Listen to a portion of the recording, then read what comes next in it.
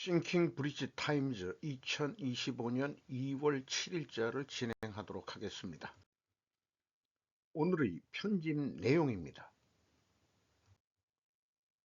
중국이 희소금속 통제할 때 돋보이는 고려 아연. 이인하 기자가 조선 BG에서 2월 7일 08시에 보도했습니다. 미국이 중국산 제품에 10%의 관세를 부과하자 중국이 희소금속 수출 통제로 맞대응에 나섰다.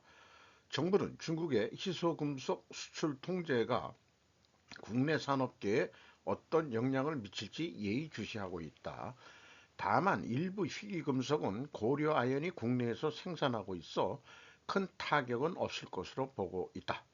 고려아연은 아연연을 생산하고 남은 부산물에서 각종 금속을 회수하는 공정에서 독보적인 기술력을 가지고 있다. 이래서 그 MBK 영풍이 MBK가 중국 자본 펀드도 들어와서 돈을 했을 건데 중국이 일찍이 거의 20년 전이 뭐예요? 한 30년 전에도 벌써 그 기술 탈취나 뭐 이런 스파이 짓을 했던 게 걸렸었습니다. 고려아연에 의해 가지고 그래서 거기에 내통했던 직원들도 잘리고 그런 것도 제가 얘기를 들었어요. 인두미라는 게 있는데 그 사업 보고서 할 때는 그 이 원재료 가격이나 판매 가격에 인두미 안 나오지만 이게 은을 대체할 수 있는 게 돼가지고 요게 짭짤하게 그 돈이 된다고 그럽니다. 그리고 120톤에서 170톤의 텔루륨도 생산한다는데 이것은 제가 그 관계했을 때가 오래돼 가지고 추가적으로 생산하는 것 같습니다.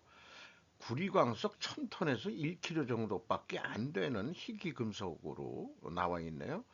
그리고 비스무스, 좀 비스무스라는 게 이것도 되게 그 납처럼 무거운 건데 무연황동의 주원료다 이렇게 얘기를 하고 있네요. 그리고 안티모니도 지금 고려인이 그 생산해 내고 있다. 보통 안티몬 그러는데 네. 안티모니는 난연제 뭐 이런 거로도 쓰이고 그다음에 불연성 이런 거를 높인다 이렇게 소개를 해주고 있네요. 그리고 더 중요한 거는 아연과 납을 재련하면서 별도로 금과 은을 뽑아냅니다. 여기가 이제 녹아나는 장사라고 할 수 있겠습니다. 어, 이것이 스루풋을 증가시키는 큰 요인이다. 또한 전자급 황산 얘기를 안 하고 있지만은 우리나라 반도체 생산하려면은 고려 아연이 그 전자급 황산을 공급을 해야 됩니다. 세척제로서 어, 금 반도체 뭐 이런 것들은 황산에 녹지가 않죠. 그러니까 세척제로 전자급 황산을 쓰게 됩니다. 아이소 심사를 그쪽에 해봤기 때문에 제가 좀 잘 알고 있습니다. 캐롤라인 레비 트럼프 대통령의 지옥의 가자 발언 지지, 폭스 나우 라이브를 에, 발췌를 했습니다.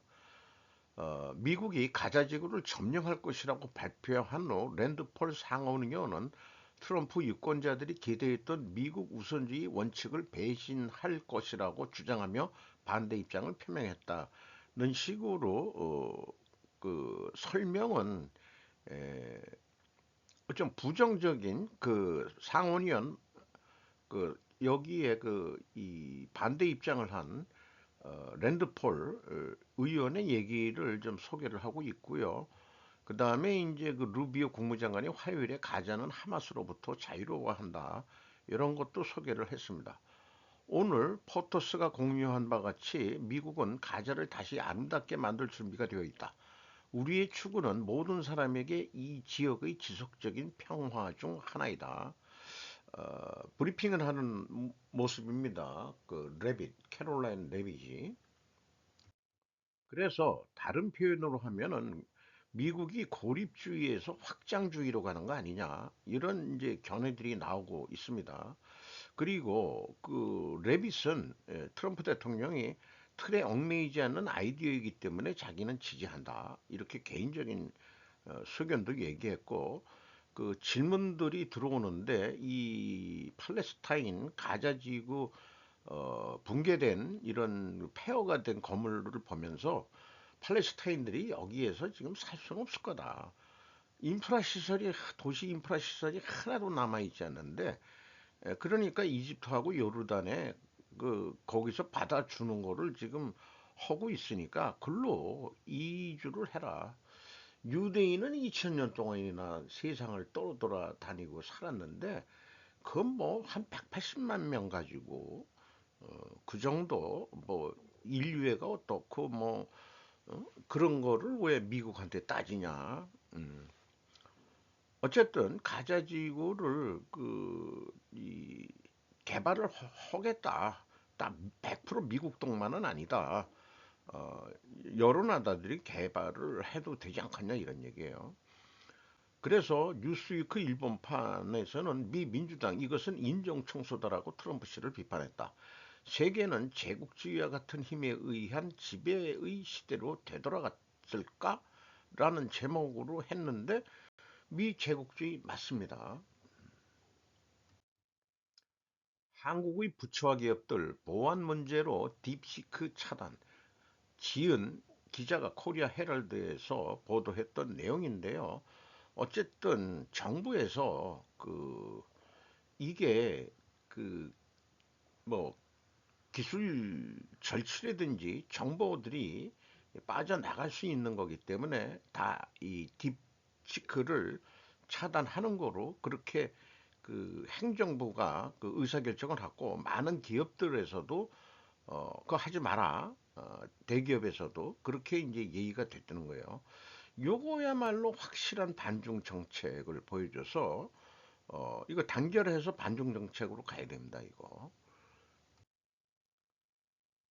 연방 노동자들 USAID의 해체와 인력 감축을 막기 위해 소송 제기.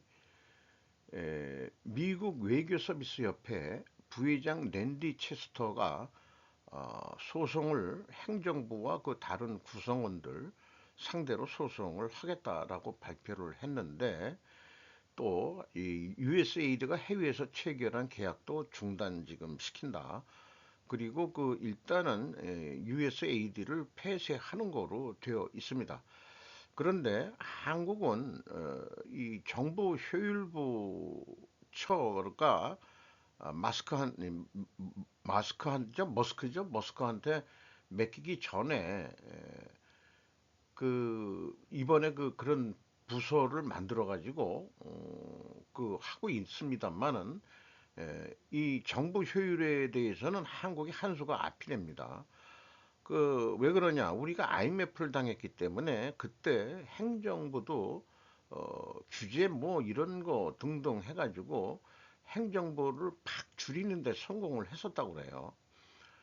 그거를 며칠 전에도 그 소개를 했습니다만은 우리가 한 얘기가 아니고 물론 그 브루킹스 연구소의 그 한국인 출신 연구원이 쓴 글이지만은 미국이 그 공무원들도 한국같이 IMF 같은 걸 당해보질 않았으니까 이 일을 못할 거예요. 그런데 그런 거를 안 당했으면서도 트럼프 정부가 정부 효율화 기구를 만든다는 것은 쓸데없는 예산 낭비들을 다 없애겠다. 그리고 이 좌파의 DEI라는 그 정책에 의해서 돈을 빼먹는 단체들을 다 이번에 없애겠다 하는 거. 우리나라 그런 단체들 엄청 많습니다. 시민단체도 그렇고 행정부 산하단체 중에서 또 뭐 과학 그 예산 빼먹는다고 뭐 카이스트 그 졸업식에서 어 저기 그 학사모 쓰고인가 그 석사모를 쓰고서 항의했던 대통령 앞에서